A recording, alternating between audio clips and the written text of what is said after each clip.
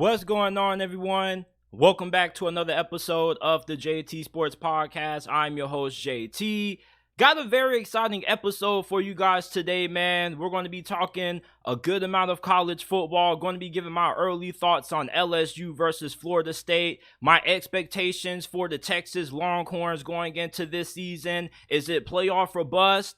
Jordan Love, training camp update. How is he performing so far throughout training camp for the Green Bay Packers? And what if Sean Payton cannot fix Russell Wilson? Before we get into it, if you're new and you haven't already, make sure that you leave a like, subscribe to the channel. We go live every day, Monday through Friday, around 5 p.m. Eastern Time. The JT Sports Podcast isn't just available on YouTube. You can find the audio version of this episode available on all podcasting platforms: Apple, Google, Spotify, Amazon. Wherever you get your podcast from, you can find the JT Sports Podcast.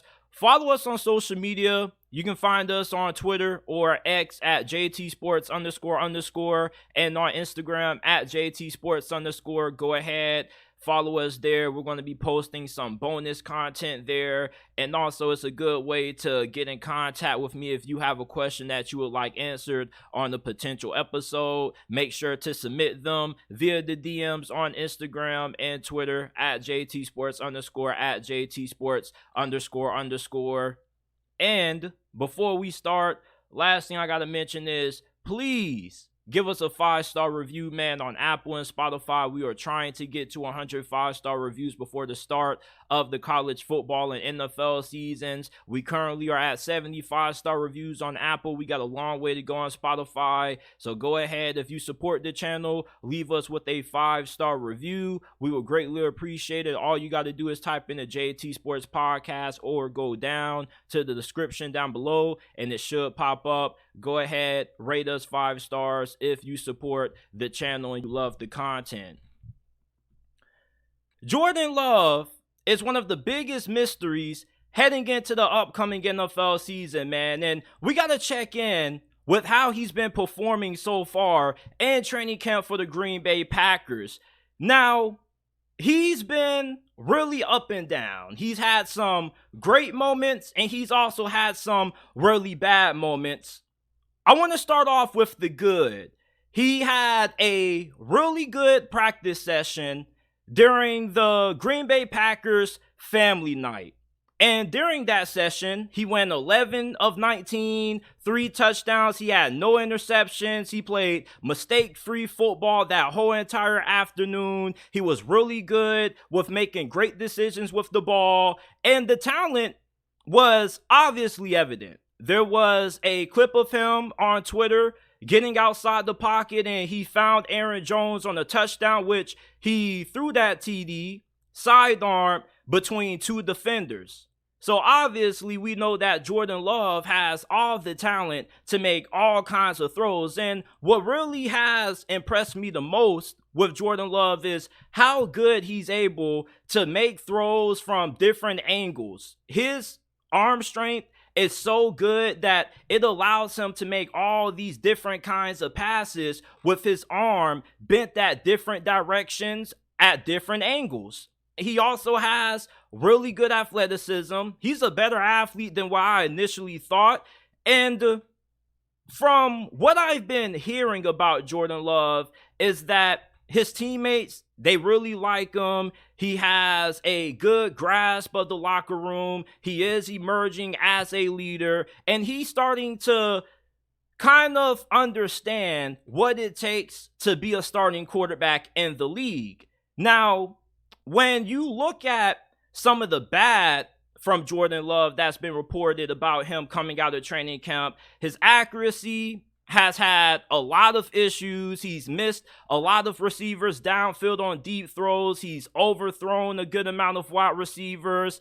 And plus, not just has he struggled for the majority of camp, but this whole entire offense has had their fair share of struggles. The offensive line has been shaky. The wide receiver play, we know there's talent at wide receiver, but there has been a good amount of the dropsies, and that has caused Jordan Love to get frustrated. And the defense has gotten the better of the Packers offense for the majority of training camp. And up to this point, when I'm thinking about Jordan Love, and if I'm the Green Bay Packers front office, I still don't really know what I have in this guy. I don't know if he still is the long-term answer at QB for the future, or if we end up whiffing on him, and if he is a potential bust. And at this point, we don't have any word on how Green Bay is feeling about Jordan Love so far throughout training camp, because there's been a lot of good, but there also has been a lot of bad. Preseason is just around the corner. How much of Jordan Love are we going to see in the preseason? We don't know, but we probably should expect to see at least him come out for the first couple of series. At least get a series or two, and we can see what he looks like from there. The team around Jordan Love, I think, is good enough for him to have a good season. And my comp for Jordan Love, I kind of think he's going to be another version of Jameis Winston, but way more athletic. And when I said that a couple of days ago, there were Packers fans who were asking me, where do you see Jameis Winston at? And you read the reports that have come out about Jordan Love out of training camp, and the fact that his decision-making still isn't that great. He has a tendency to force passes into double coverage. That's why I feel he has a lot of similarities to Jameis Winston. He can kind of get tunnel vision at times. He can kind of lock on to one receiver. What version of Jordan Love are we going to see this season? We really don't know. Are we going to see the Jordan Love that we saw a couple of years ago against the Kansas City Chiefs? Or are we going to get the one that we saw against the Philadelphia Eagles last year? Because so far throughout training camp, it seems like the Jordan Love that has been performing for the Packers has been the one that we saw when he didn't look all that great against Kansas City. There just has been a lot of inconsistency. And Matt LaFleur has come out and he said that he's still looking for a little bit more out of Jordan Love when it comes to getting the play-ins, looking at more control of the offense.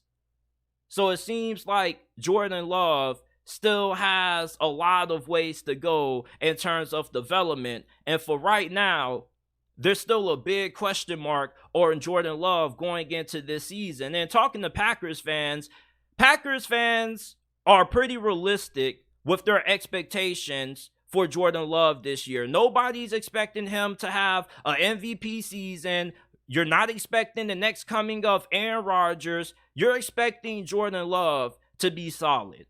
And when I was talking to my guy Juice, who is a Packers fan, and I asked him how he has felt about Jordan Love's performance in training camp up to this point, he has said that Jordan Love has been as expected. There's been some wild moments where he's made some really impressive throws that make your jaw drop, and he also has had some throws that made you scratch your head and ask, where were you going with that? Why would you throw that pass? Jordan Love in training camp has been a mixed bag. You don't know what you're going to get out of him on a week-to-week basis. And if you're a Packers fan, you know, yes, Jordan Love may have forced you to have tempered expectations for him because he's been behind Aaron Rodgers so long. You really haven't had a good sample size to see what he can do. But you don't want to go into this season expecting Jordan Love to just be serviceable. You kind of want Jordan Love to be great. You want him to at least play at a top 12 level. If he can give you that kind of quarterback play, this possibly is a playoff team.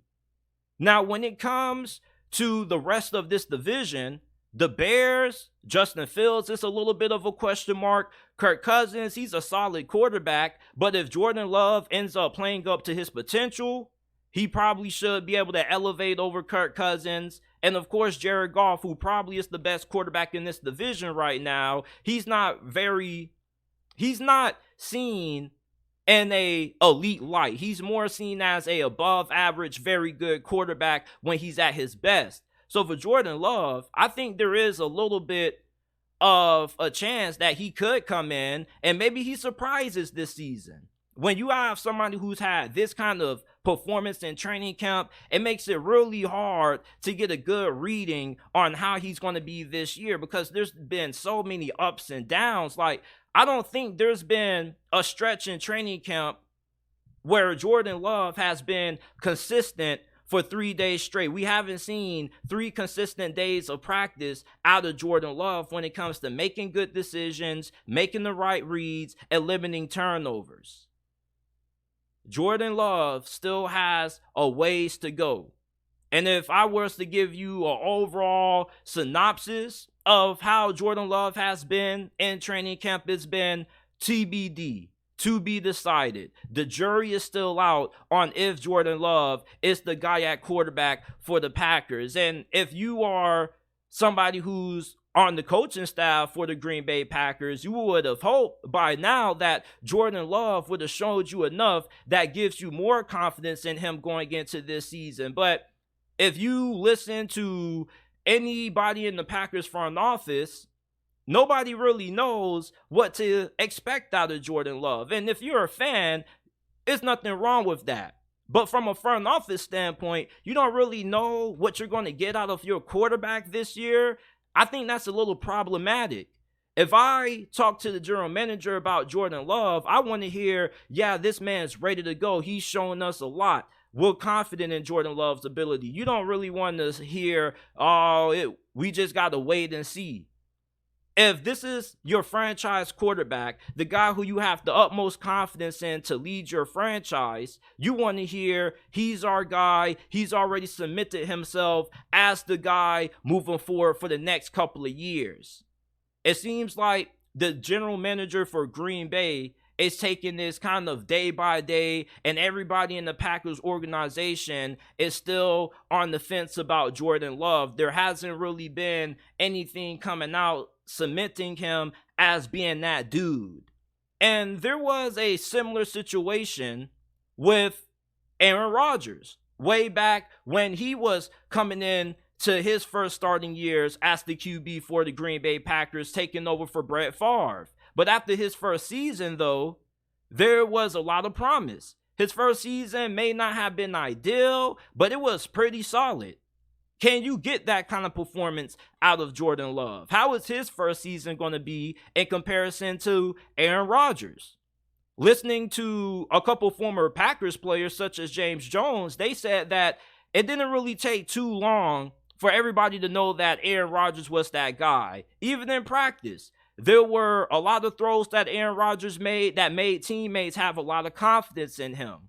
You haven't really heard that said about Jordan Love. Yes, he has made some great throws, but there hasn't been a lot of moments where there has been Packers players coming out and saying, yeah, like, we know Jordan Love is our guy. So everybody just seems to have tempered expectations for Jordan Love. And in terms of his perception in the eyes of the national media, that probably isn't going to change until the regular season rolls around and he ends up balling out. But this Jordan Love situation is really interesting to me because in all my years following the NFL, haven't really seen a situation like this where you have a guy that's a couple of years into his career and you still don't really know what you have in him. You don't even know if he's good, if he's great, if he's bad.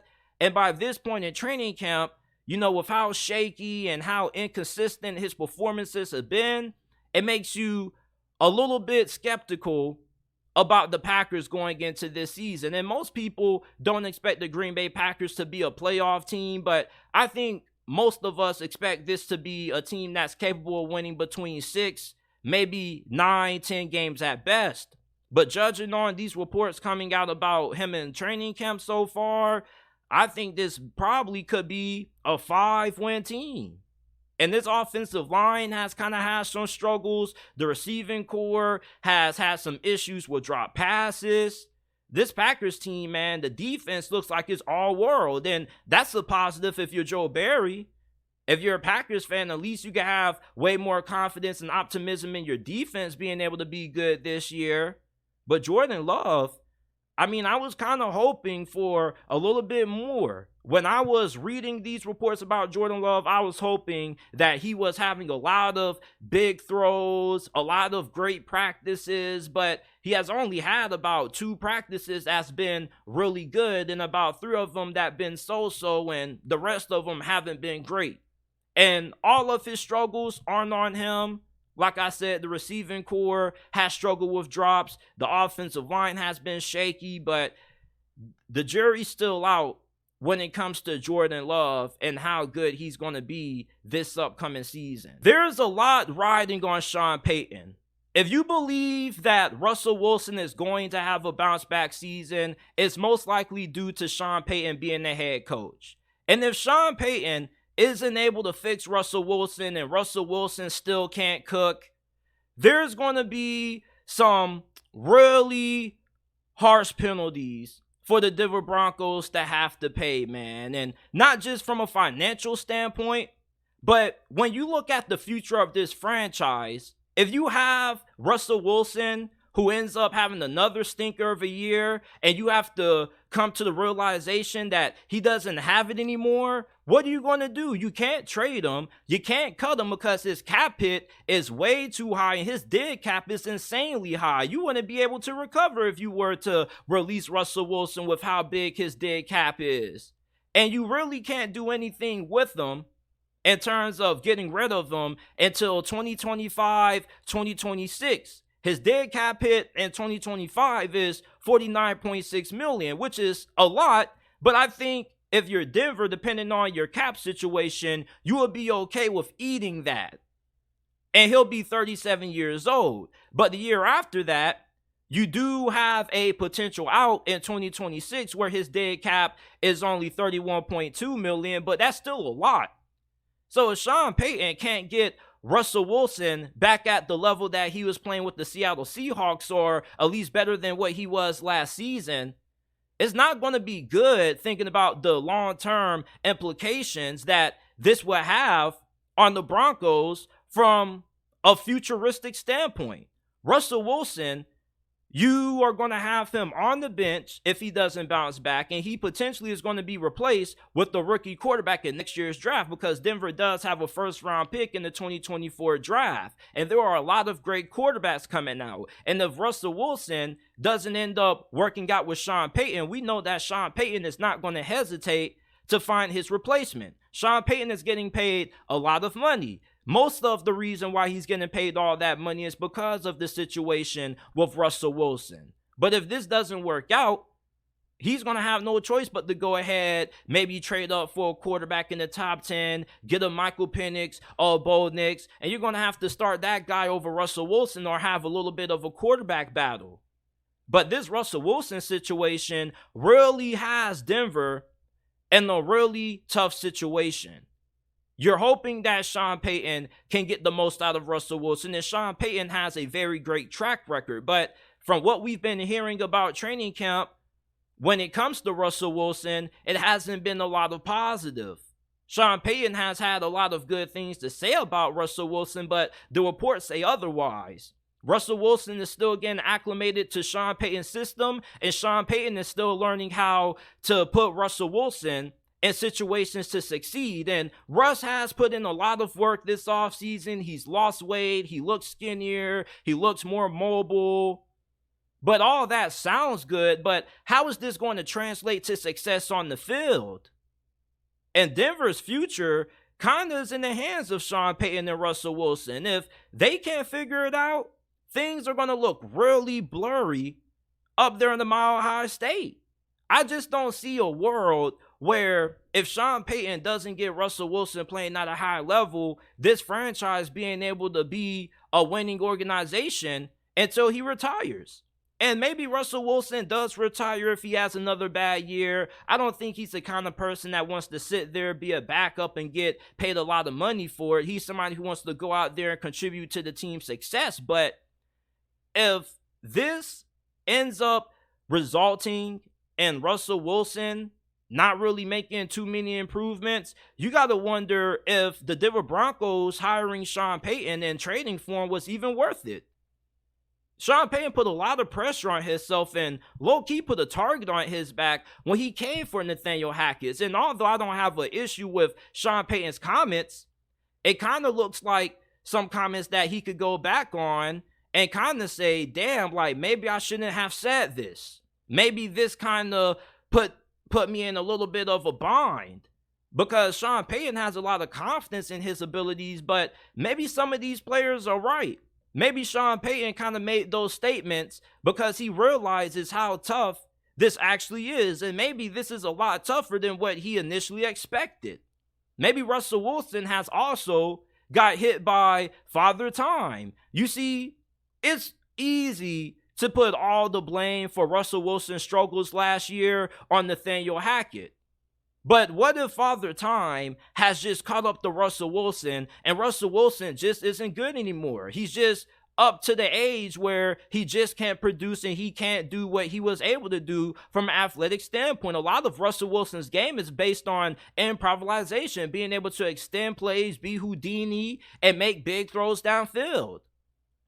And you got to have athleticism because you got to be able to run around to do that. And with Russell Wilson up there in the 30s, man, that athleticism may not be there anymore. He's not somebody who can play well in structure. He's not Drew Brees. He's not somebody that's going to be 1, 2, 3, boom, the ball is out. He's going to be somebody that's 1, 2, 3, look around for the bigger play. And you can kind of fix that up with coaching, but it's not too much you can do to really change somebody who's not really built for an offense that's predicated on structure. Russell Wilson has made a living in the NFL based on the ability to create, the ability to be great off platform, being able to make things happen when things break down. And if he just doesn't have the athleticism to do that, and you have to force him to change his playing style, I think it's pretty much over. People keep saying that, well, Sean Payton is going to have to mold his offense a little bit around Russell Wilson and still do the things that, he used to do in New Orleans. He can't get away from what has been staples of his offense. I mean, I kind of think that Sean Payton has no choice but to completely build an offense around Russell Wilson. This is a completely different quarterback from what you had in New Orleans with Drew Brees. Drew Brees was a precision passer. This dude was able to dissect defense and pick them apart with pinpoint accuracy and good anticipation and being able to get the ball out quick. This has never been a part of Russell Wilson's game. Since when has Russell Wilson ever been really good operating in the quick passing game? I haven't really seen Russell Wilson in a quick passing offense. Hell, have y'all seen that when he was playing for the Seattle Seahawks? Because I haven't. So Sean Payton, man, this is a really tough job for him. And I do have faith that he can figure out a way to get Russell Wilson to bounce back. But we also got to talk about the what-if scenario if this doesn't go as planned. You see, in an optimal world, we would love to see Russell Wilson playing at the level that he was when he was a Seattle Seahawk in Denver. But if we have to be a little bit realistic with ourselves, 9 times out of 10, we're not going to get that same Russell Wilson back. And even if Russell Wilson is better than what he was last season, how better is he than last year? Is he a couple strides better than what he was in 2022? Or is he only a notch better than what he was last season? Because to be a competitive team in the toughest conference and one of the toughest divisions in the NFL, you're going to need good quarterback play out of Russell Wilson. I don't think getting serviceable play out of Russell Wilson going against Justin Herbert and Patrick Mahomes twice a year is going to be good enough for you to be a potential playoff team, which is what Sean Payton kind of alluded to in that interview that he did when he called out Nathaniel Hackett. Really early in that interview, he said that he'll be pissed if this isn't a playoff team. Well, if this isn't a playoff team, then that means that Russell Wilson isn't going to be playing at a good level. For Denver to make it to the playoffs, they need Russell Wilson to at least return to 85% of what he used to be. They got a really tough schedule, and they're in a really tough division. And Sean Payton can coach his tail off all he wants to, but if Russell Wilson isn't delivering good performances, it's going to be tough for Denver to have much success this season. In the AFC, this is where the majority of the NFL's best quarterbacks reside. You got Mahomes and Justin Herbert in the same division, and then you got to match up with teams like the New York Jets. You got quarterbacks like Aaron Rodgers that you got to play against. You got Josh Allen in the same conference, Trevor Lawrence. The majority of the best quarterbacks in the league are in the AFC, and the teams that have went the furthest in the AFC have had good quarterback play. Even the Tennessee Titans, the year that they upset the Baltimore Ravens and went to the AFC Championship game, Ryan Tannehill was really good during that stretch. He was a top 12 quarterback that year. Russell Wilson being average or above average or being serviceable isn't going to be enough. This isn't the kind of division that you can just get by having okay quarterback play. Anything other than Russell Wilson performing at a top 15 level isn't going to be good enough for the Broncos to crack the playoffs. So I ask you guys this. If this doesn't work out, how effed are the Denver Broncos for the foreseeable future? If Sean Payton can't get Russell Wilson cooking again, how bad is this going to put the Denver Broncos when it comes to, their future and having to pay guys such as Jerry Jeudy and some of the younger guys that they have in their roster? Patrick Surtain, is this Russell Wilson thing going to hinder those contracts from being negotiated or end up re-signing those players? Patrick Surtain is one of the best cornerbacks in the league, and with all the money that Russell Wilson is making, are you going to be able to re-sign him? Are you going to be able to bring back Jerry Jeudy? So this Russell Wilson situation, man, if he doesn't end up getting fixed back up, it puts the Broncos in a really tough situation. And for Sean Payton, I doubt he gets fired because he's getting paid so much money, even though I'm pretty sure the owners of Denver would have no problem paying the buyout to get rid of Sean Payton if this doesn't work. But I just think that if Russell Wilson can't give you at least 3/4 of what he used to be, I don't think that this is going to work out.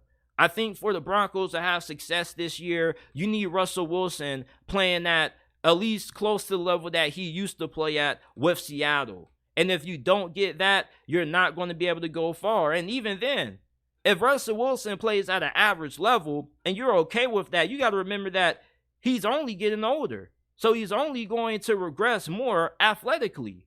Russell Wilson isn't going to be able to keep up the same level of play up into his late 30s, even with him making the weight loss.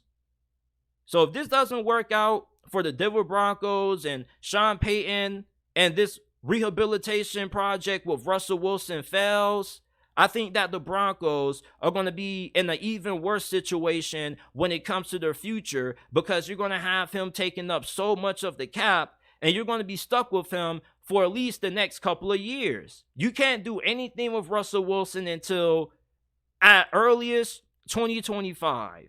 And that would be a really big dead cap hit that you would have to take. And we remember what happened with the Atlanta Falcons and Matt Ryan. I mean, they took so big of a dead cap hit, they pretty much couldn't do anything. And it took them a little bit of a while to recover from that.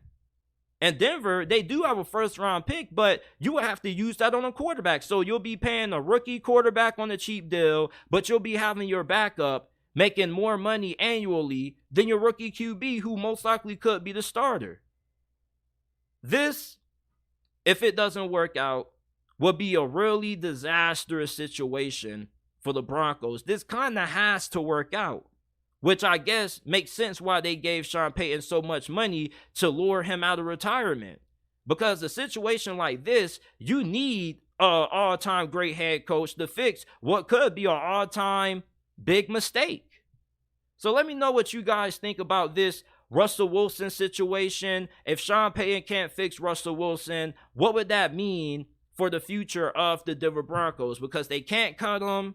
Nobody's going to want to trade for him, so they pretty much are going to be stuck with him until he chooses to retire or that contract expires. But when you have a backup quarterback that could be making as much as what Russell Wilson is going to be paid, it's going to be hard to field a competitive team when he has that kind of contract sitting on the bench.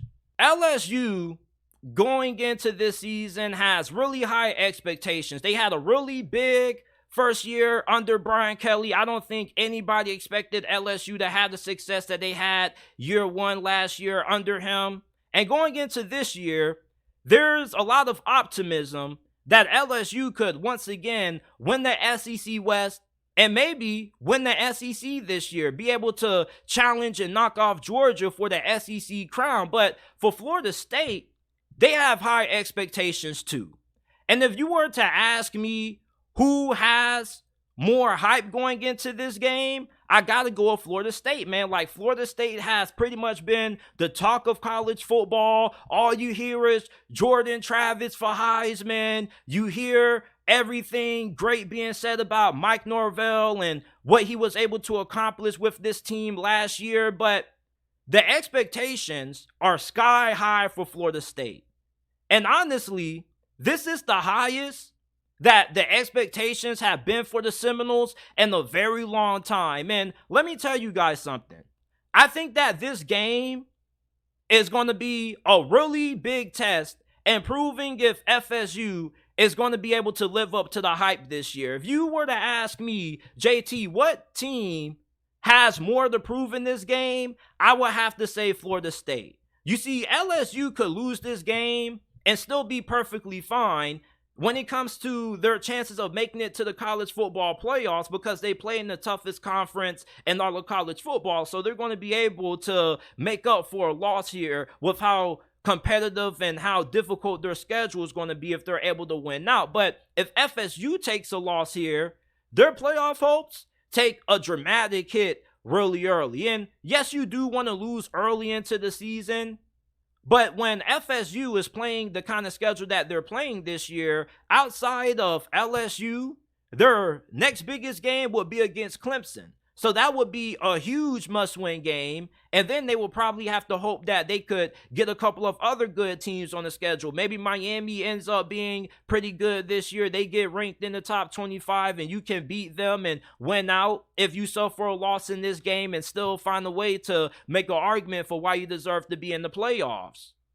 But FSU, I don't really think that if they lose this game, people are going to be as high on them after as they are right now. I think that the narrative about FSU will quickly change with the loss in this game. You will have people calling this team overrated, overhyped, and I kind of would agree.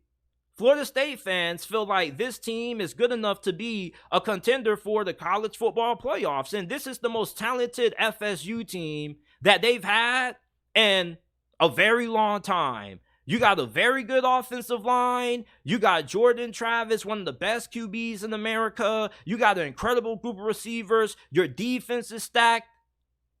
FSU, this team is good enough to compete for a national title. They currently are favored to win the ACC. And if Clemson ends up beating FSU and FSU loses this game also, how is that going to look on Mike Norvell? You know, that's going to kill a lot of the momentum that FSU has. Not just, coming into the season from the fan base, but maybe in recruiting. This is a big year for Mike Norvell.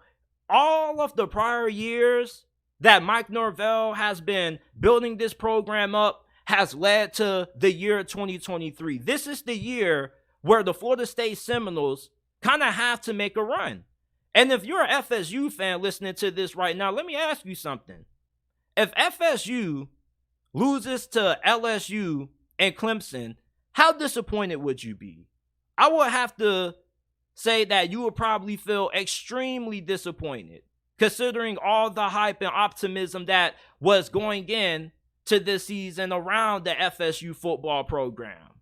Now, meanwhile, for LSU, like I said, if you lose this game, I don't really think the narrative about you really changes that much. I still think people are going to be really high on you. I think that this game kind of cements FSU and cements the hype that they had all offseason. Versus LSU, you kind of already proven yourself a little bit last year. Although some people may say last season was a fluke, you got to do it again for people to really believe that you're for real. But Brian Kelly is a really good coach. He is a proven head coach. He's an established head coach who's won every single where that he's been.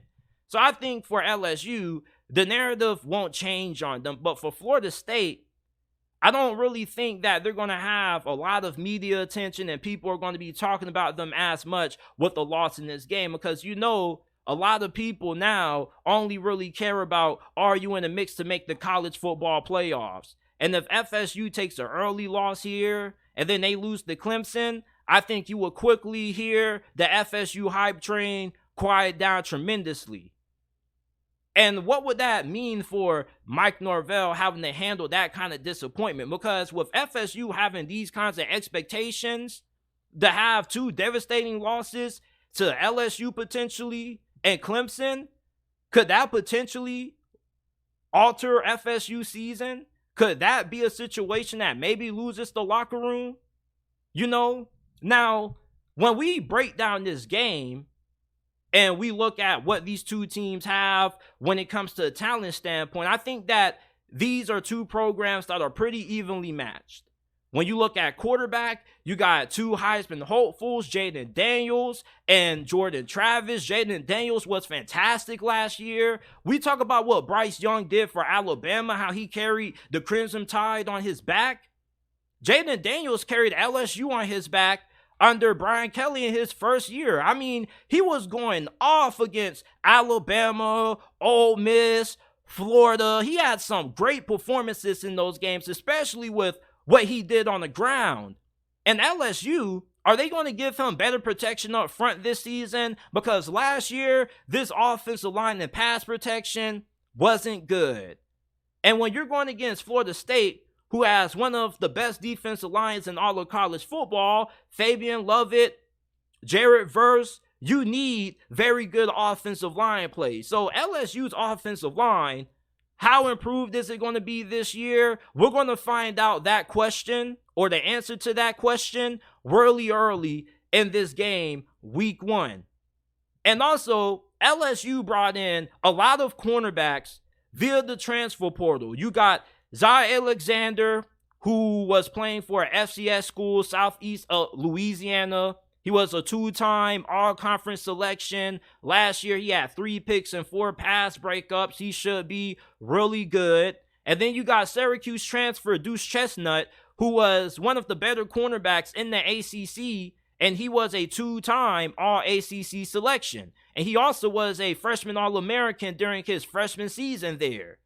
How are these cornerbacks going to do against FSU's receiving core? Because FSU has some dogs at receiver. I mean, they got Keon Coleman from Michigan State via the transfer portal, and then they got this 6'7", 240-pound behemoth at wide receiver named Johnny Wilson. Who the hell is going to cover that?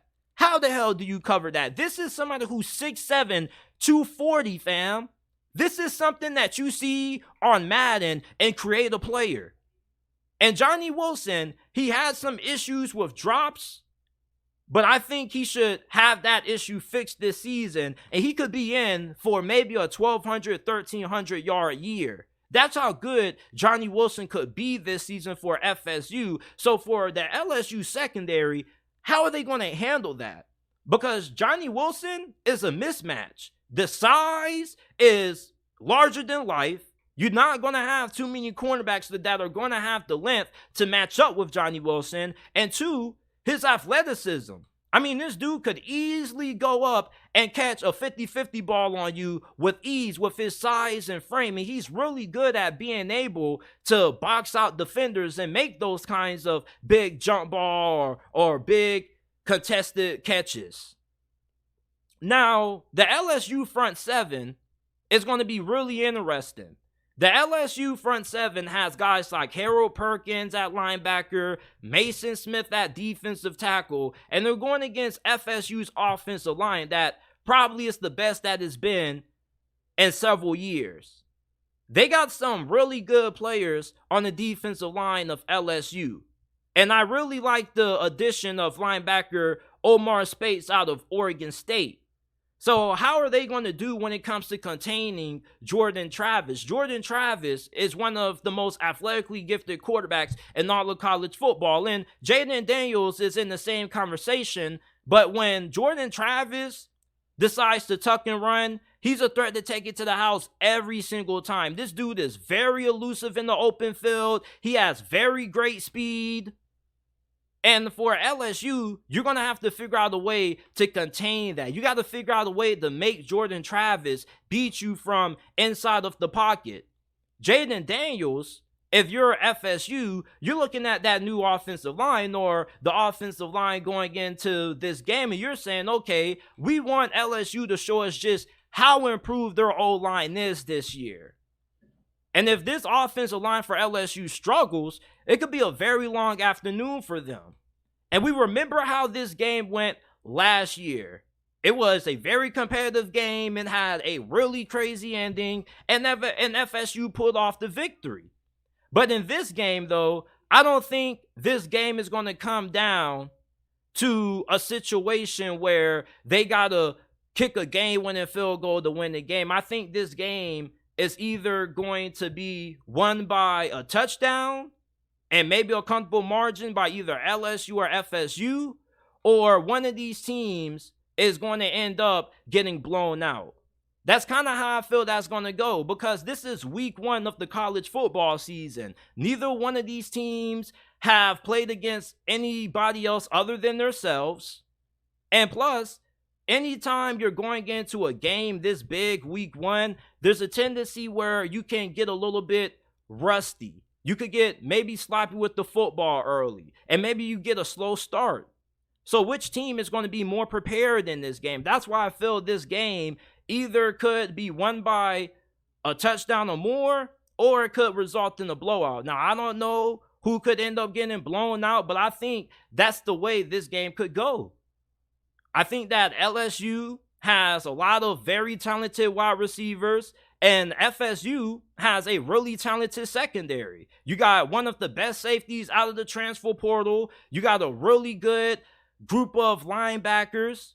I'm eager to see who's going to match up well with LSU's really good group of tight ends. And Jaheim Bell, he's a monster at tight end for Florida State. So there are a lot of similarities that these two teams have from a roster standpoint.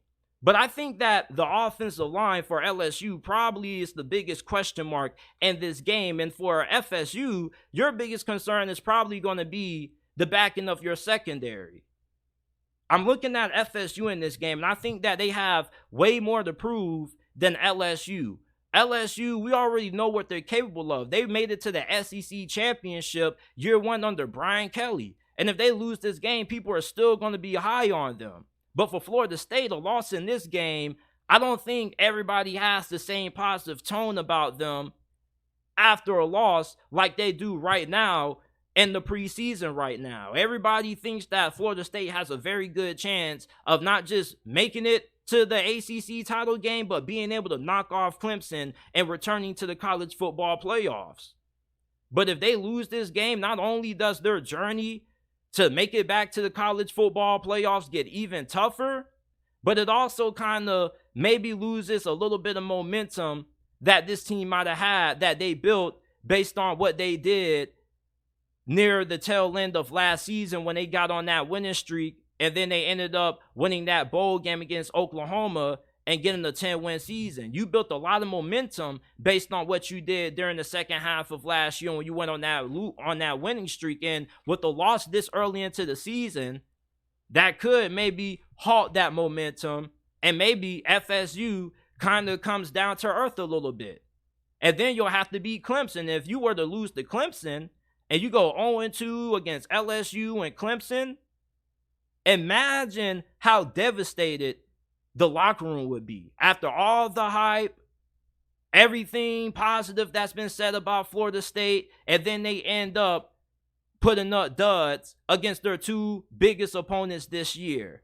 And if you're Mike Norvell, how would you be able to navigate this?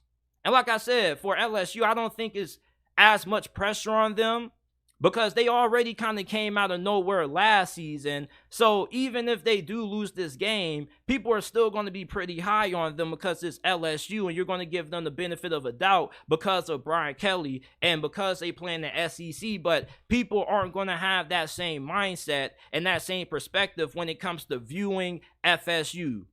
there's been a lot of hype about Florida State going into this game, and I think that this is their prove-it game. And if they win this game, I think that the hype for FSU is going to be at an even higher level than what it is going into this season, because they're going to have another win over LSU, who a lot of people think can win the SEC West. And then if they can beat Clemson, then everybody's going to be talking about Florida State, and the hype is going to be at an all-time high, because if they can beat LSU and Clemson, then I think that that pretty much proves that Clemson is, no longer the king of the ACC, and it proves that Florida State is back on the level that they were nearly a decade ago when they first appeared in the inaugural college football playoffs. And that shows you that Mike Norvell's plan has been successful, and he's even rebuilt FSU faster than initially expected. I thought that this thing was going to take 5 to 6 years to rebuild. And if FSU ends up making it to the college football playoffs, do you know what that would mean for this program? That would mean that this program has returned to the top of the college football world, which would also elevate recruiting even further. But if FSU ends up, let's say they lose this game to LSU, and let's say they lose to Clemson, how would that affect recruiting? Would recruiting still have the same momentum? I just think that FSU has more to prove in this game than LSU. And I know Seminole fans are going to say, JT, you tripping, like both these teams have a lot to prove. Like, they do.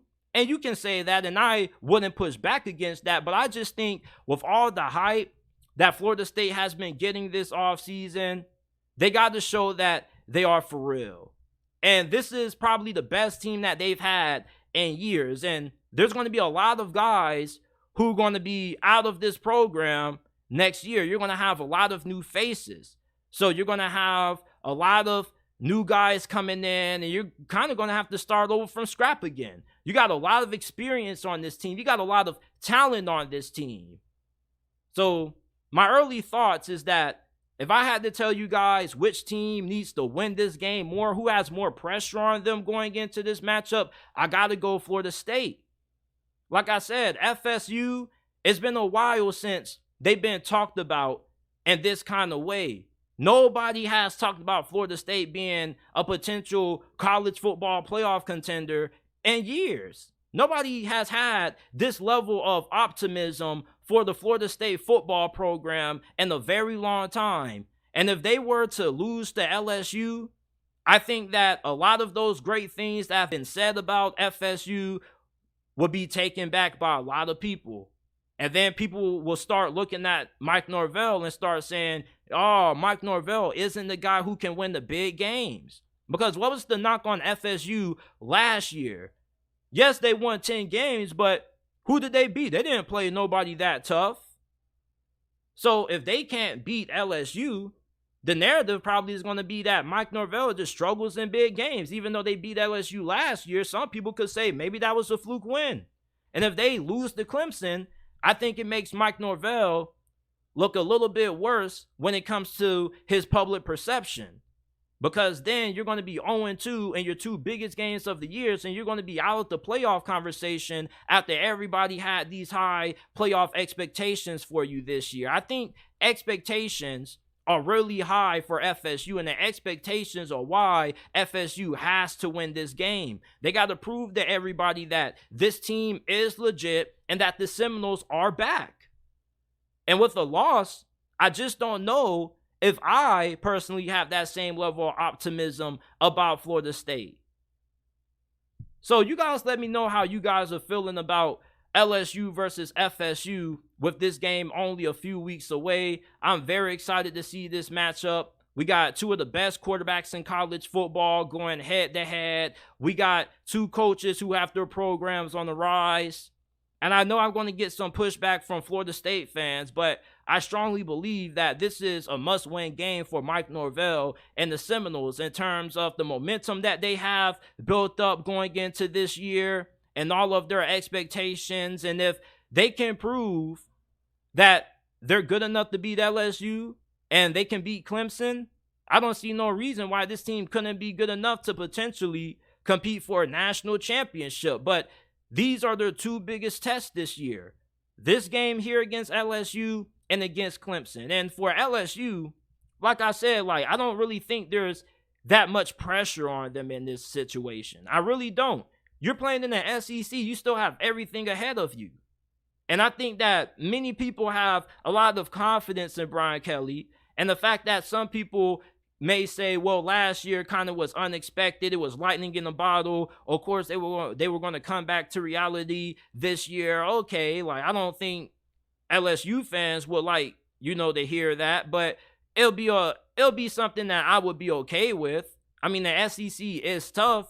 The ACC kind of has been a cakewalk for the last couple of years. So for LSU, if they end up having a season where they only win 8-9 games, I don't really think too much is going to change. I still think everybody's going to be pretty optimistic about their outlook for the future. FSU, though, I don't know, man. People were already writing off Mike Norvell around this time last year, and this game kind of changed everything when FSU was able to pull off the upset. But FSU, though, I think they just have so much to lose in this game, man. Think about the year they had last season, the run they went on late last year. The momentum that they have going into this season is so crazy. I've been gassing up FSU all off season long.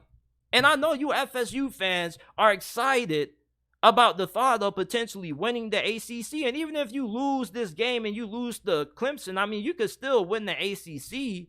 But come on, man, you mean to tell me that you don't expect this team to be able to compete for a spot in the college football playoffs? I know it's way too early to be talking about it, but this is one of those games that just has those early season implications when it comes to that.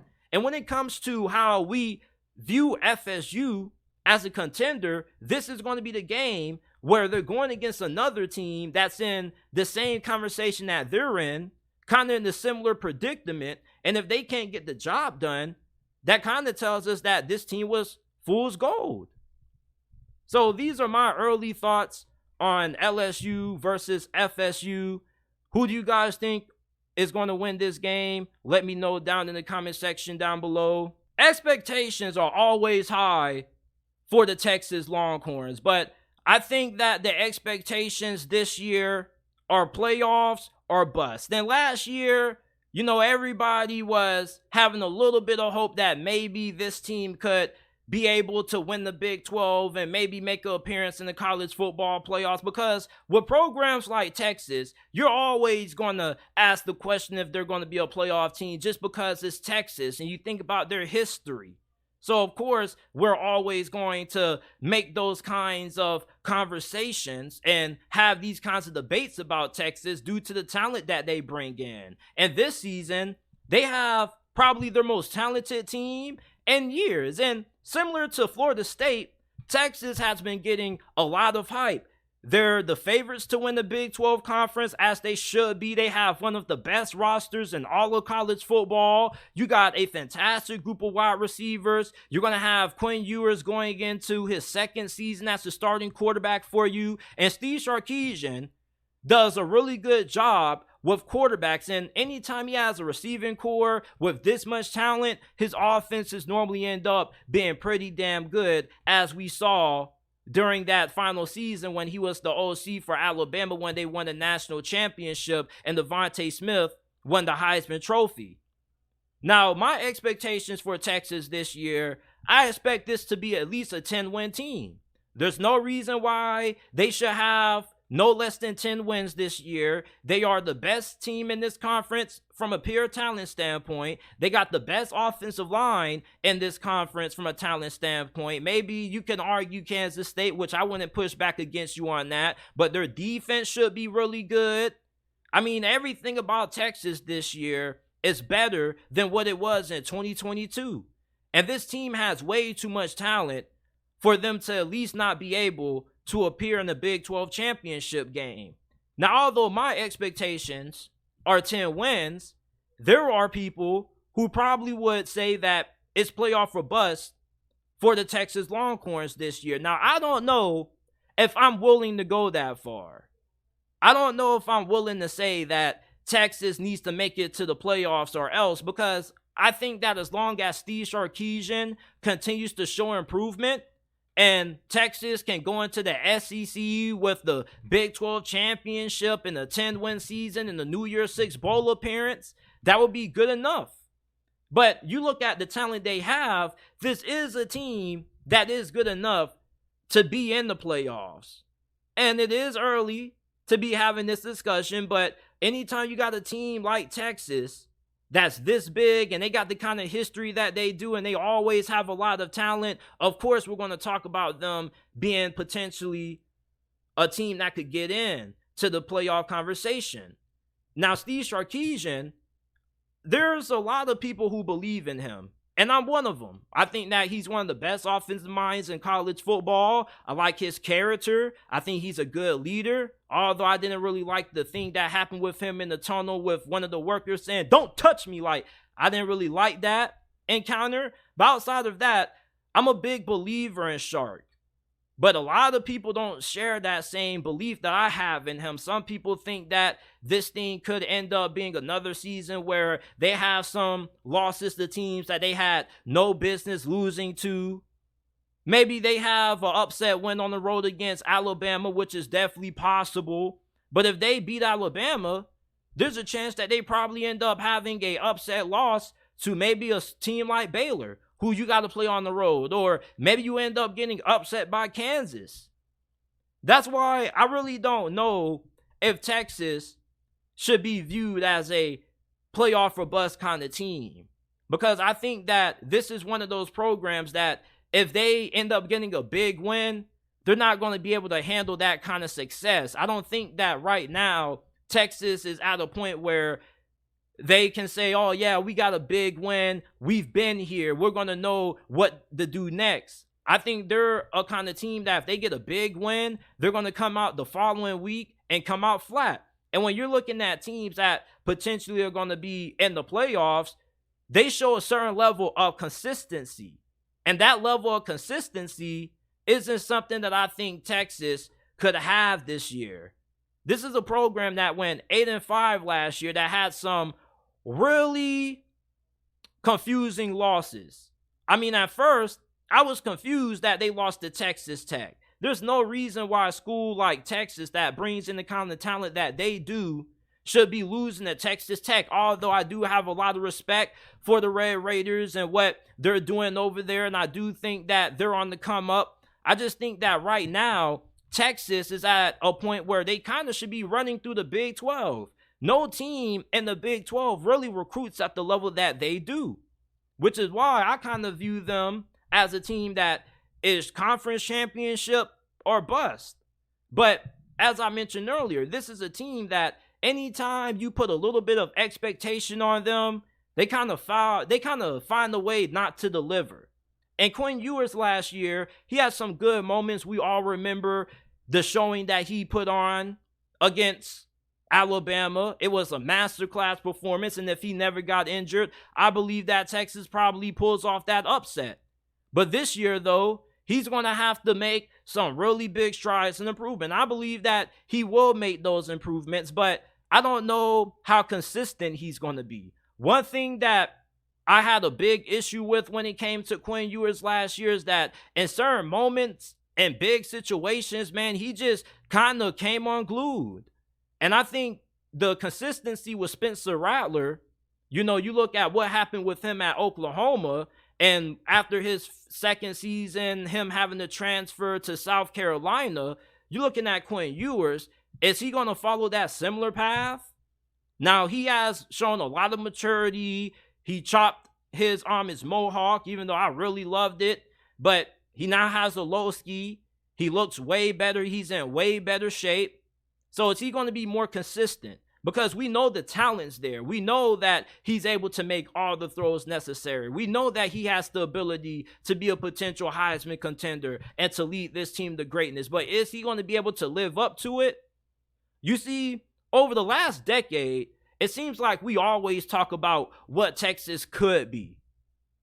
When is Texas actually going to live up to their potential? Is this going to be the year?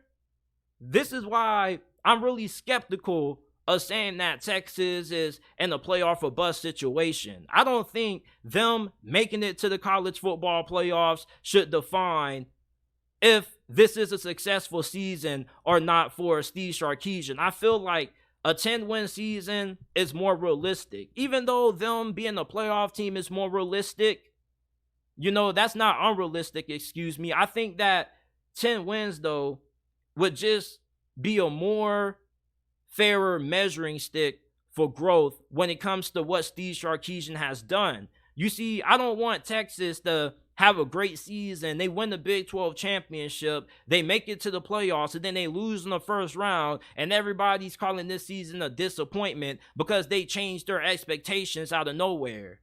I think the most realistic expectations for Texas going into this year is for them to at least win the Big 12, which is something that they should be able to do, but they should have been winning the Big 12 every single year for the last decade, it feels like.